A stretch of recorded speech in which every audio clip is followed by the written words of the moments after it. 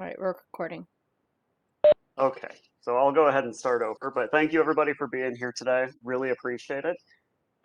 So as I was saying a little bit before, the reason that we're gathered here is that through Carrie's comprehensive testing of Banner 9 registration, which will be set to go live for the spring registration cycle, we found that the current construct for the way that advising pins are allowable in Banner 9 requires a student to manage multiple pins per session and have a working knowledge of those individual pins and enter them anytime a registration change of any kind is processed, which, as you well know, would cause the requests that we receive for students seeking to find their pins to double, if not quadruple, based off of the number of pins that they would be seeking. So in coordination with Carlos, what we have done is develop a different mechanism outside of the standard PIN process. And what that will look like is a scripted hold, which is being designed by Jesse Vega within my office that will apply the academic advising hold to a student's record and will prevent them from registering in courses until that hold is lifted by their academic advisor.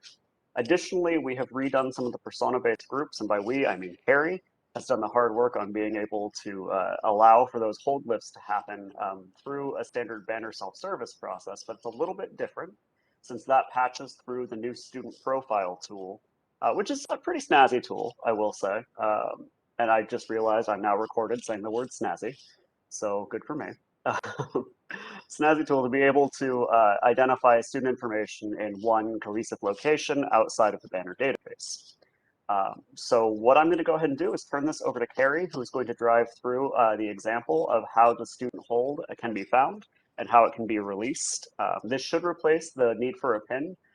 Instead of having a massive pin process, this should be more of a clickable interface. So this is the landing page for student self-service. There are a lot of bits and pieces to this. We're not implementing it all at once. Primarily, we're implementing the student profile as well as Banner 9 self-service registration. Um, I'm not going to go into a lot of detail on those two things, but you will sort of see what it looks like as I go through this. So there are two student profile links here. This is a student link only. It takes them to the student profile. This is the link that advisors and faculty should use, and it says advising student profile. They do look similar, but they are different, and the role-based security will error out if you click the wrong one. So it's really important that you click the right link. This is going to take you to a search for your advisee. You would select your term from the drop-down. You can search by ID, by email, or by name. In this case, I'm going to go ahead and just search for the student's ID, and then I'm going to click on View Profile. So this is what the student profile looks like. And the goal here is to include most information about a student all in one location that you would historically have gone other places for.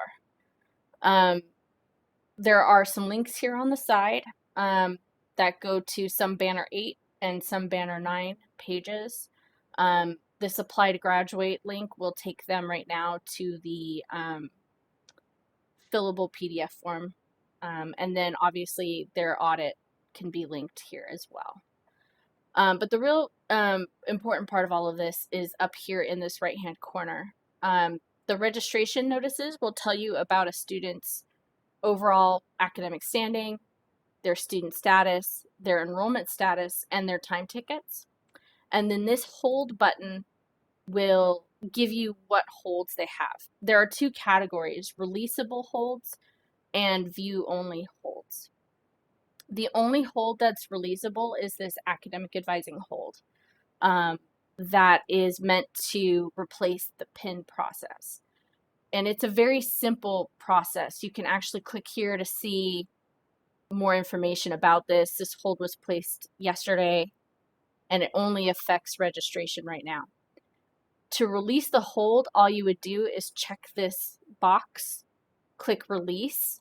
You do have to put a comment here. You can say something like, came in for advising,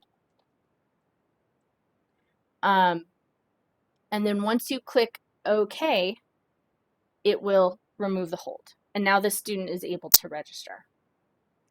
So it's pretty straightforward.